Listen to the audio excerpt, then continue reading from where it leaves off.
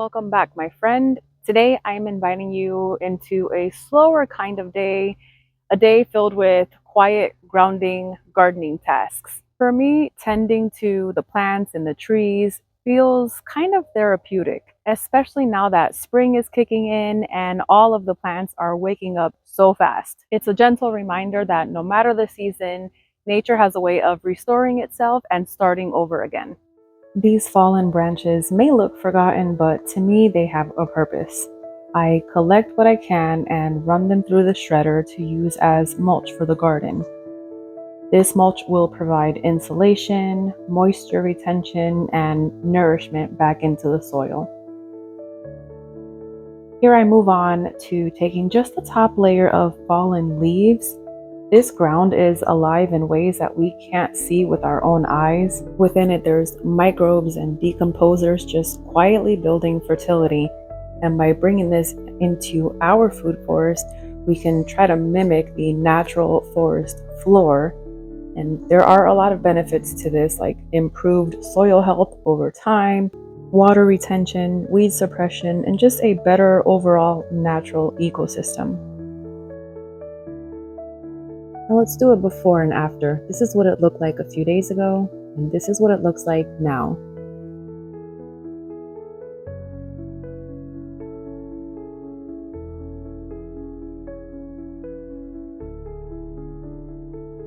Now I move on to pruning, and I'm removing crowded growth just to help these plants breathe and direct their energy to the actual fruits. I'm trying to also avoid any stressed out plants. And what I'm doing is just laying all of the clippings at the base of the plants in kind of like a chop and drop method. And what this does is just allows the cuttings to decompose in place so that they return nutrients back into the soil. And I just see it as offering back what was borrowed from these plants.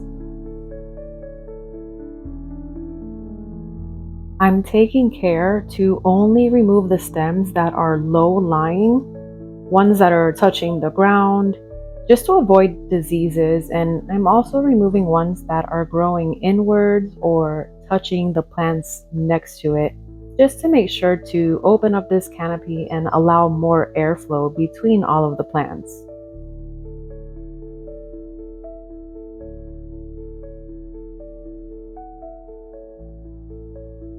And I do have to be careful here because there are some low-lying fruits, and I certainly don't want to accidentally cut these off.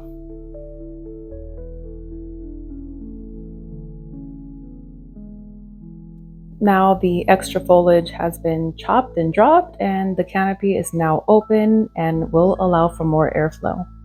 And I think it's important to note here that I'm not pruning any suckers from these tomato plants, contrary to what a lot of the advice out there says to do. This here in the middle is a sucker, and these suckers actually form fruits, whereas the branches along the sides do not. So I do leave the suckers intact. Now this task here is not the most fun, but some weeds, especially the grassy weeds, need to be pulled up. And I just toss them into my banana pit, which is essentially a large compost pit of organic greens and brown material. Now I do leave some weeds intact, especially if they are native flowering weeds, ones that bring pollinators, or low-lying weeds, or even this little guy here. If the patches are small enough, I'll just pull them by hand, but for larger patches, I'll be using a shovel. Now I do make sure that I don't toss any of the weeds that have gone to seed into my large compost pit. But this type of selective weeding allows for those beneficial plants to thrive while we remove the others that will be competing with my other fruiting plants for water and nutrients.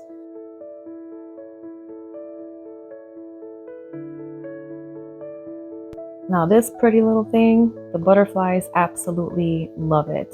So this one stays. And look who I found here. This is the little culprit that has been chomping on all of my sunflower seedlings. Now, sometimes the garden needs a little extra love to really start thriving, and this is where hand pollinating young plants comes in. It just ensures more fruit set, especially when there aren't many pollinators out or the timing is delicate. A little bit of help does go a long way here.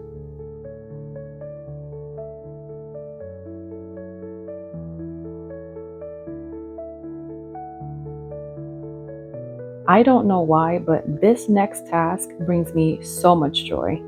Marigolds offer so much more than beauty. They're defenders, they attract beneficial insects, and they contribute to a healthy ecosystem.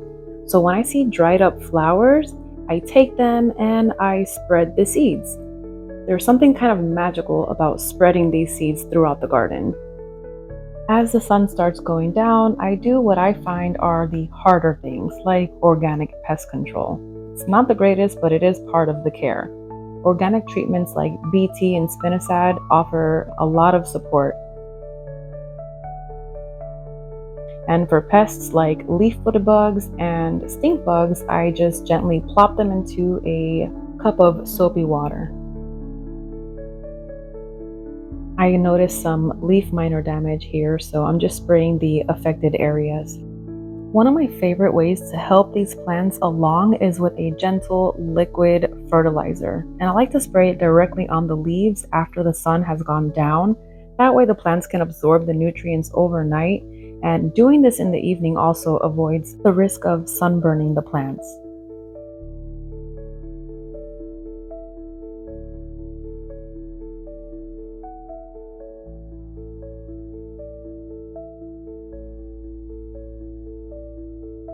Thank you for spending the day with me. I'm sending you calm vibes and that sweet sense of starting fresh wherever life is taking you.